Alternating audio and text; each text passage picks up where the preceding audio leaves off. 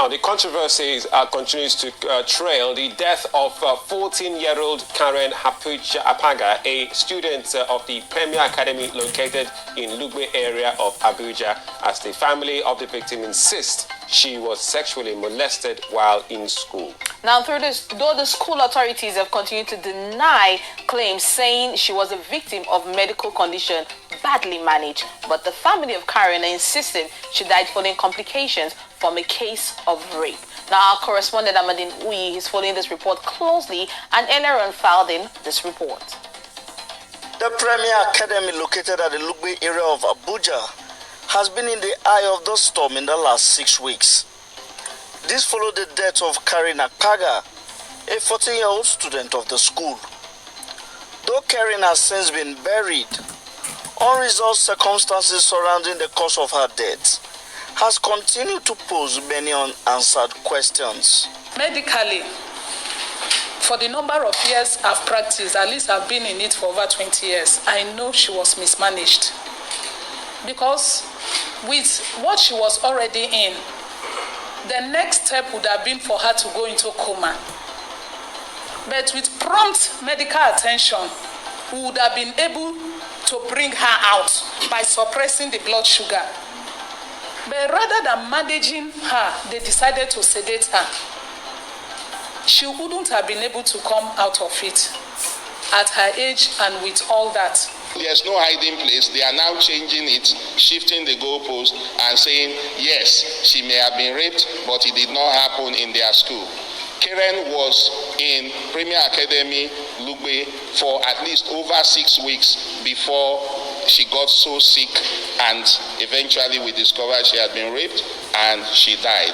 The mother of Karen spoke to newsmen in Abuja, claiming circumstances leading to her death showed there are many unanswered questions by the school authorities. My daughter called through the school phone and she started crying that, "Mommy, I said you should come and pick me." I said I came, but the school wouldn't let me. So when she was crying, I got angry. Then she asked to speak with my brother who was with me. After they had ended the call, I asked my brother what she said, and she said, "You people don't even know why I'm asking you to come and pick me, and you're going back without me." And the house mother told my brother that she couldn't even walk to school on Wednesday, 16th, that's the Wednesday before the Saturday, that she had to be supported by her friends to go and write a test, which she wrote crying. She alleges that there is evidence that Karen was sexually molested while in school. I rushed her to the clinic. When we got there, in the process of giving her drip, they said because she was too weak, they had to insert a catheter in her. In the process, they saw a discharge. They tested that and found that it was condom. And then when they tested the urine, they said it contained dead spermatozoa. And then throughout her stay, even though she was in a semi-conscious state, she was fighting and shouting, "Please, just let me go and be." The police are calling on all parties to sheathe their sword till an autopsy earlier conducted on Karen, with a medical report being expected, is finally released to the public. However, friends and family of Karen say they have lost confidence in the ability of the FCT Police Command to handle the case. They are insisting they want the case transferred out of the command. News Center Television is following up on events and will update you as more information comes in. From Abuja, Amadin Uyi, News Center Television. All right, quite a disturbing story. This one even gives me cringes in my voice. But we're joined yet again, this time by Amadin Uyi, our Abuja correspondent. Amadin, good morning. This is really gathering real eye of the storm in Abuja, the FCT, the capital. Tell us, what's the latest on this story, Amadin? You've been following. Morning, Olisa. Morning, Oluchi. At the point right now, the autopsy result is still being expected. But the family of Karen are insisting they no longer want the FCT Police Command to handle the issue as by the police. But the police are saying, let the medical report come out. come out. And then also, let's conclude our investigation. Let's know who or to blame. And for now, she has been buried, but her death still poses a source of worry and concern, because she was 14-year-old, and whatever was the case, she was supposed to be protected by and most especially by the Nigerian state.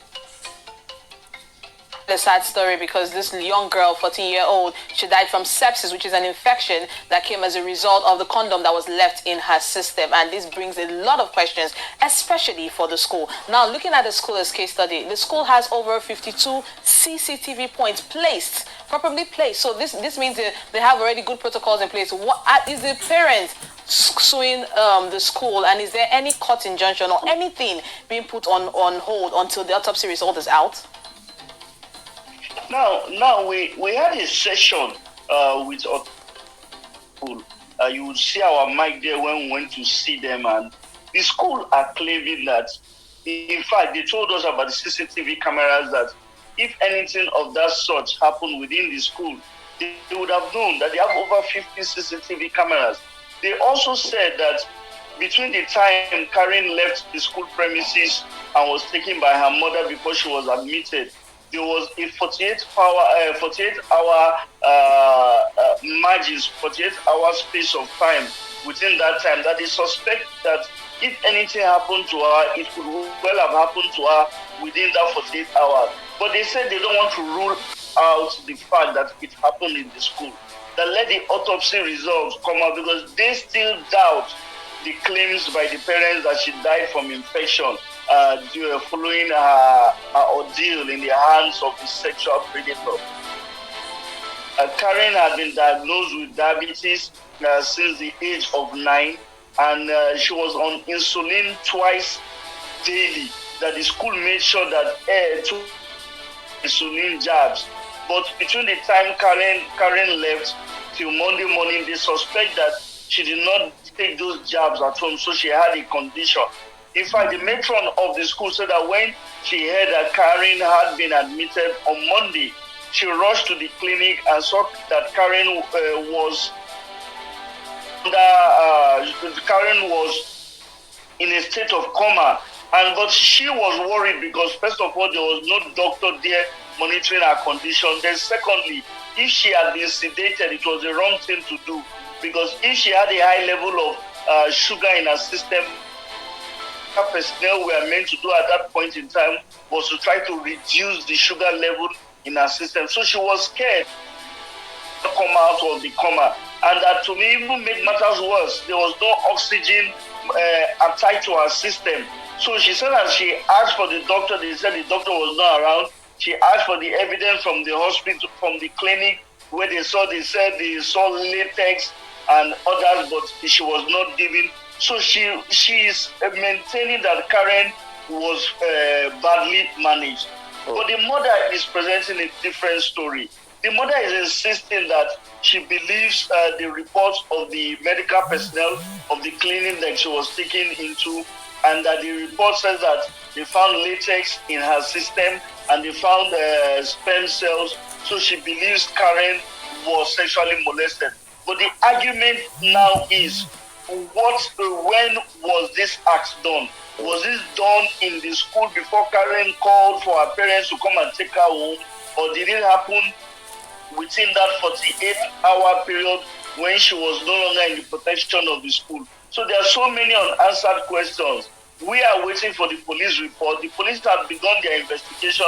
They started questioning people. They've questioned her friends, questioned staff of the school, and are saying that, hold on, let our investigation come in. But already, those who are pushing for justice are saying they don't trust the police. They believe there is bias. They want the case transferred, and they want an independent investigation. All right, as always, fantastic coverage and follow-up, Amadine Uya, Abuja-based correspondent, for bringing us the latest as regards this case, the death of a 14-year-old in dance school out there in Abuja. Amadine, we'll come back to you for more. Thank you very much. Thank you, Lisa. Thank you, Oluchi. All right, you're watching Breakfast Central on News Central. I have a recap of the headlines so far so good on the program today.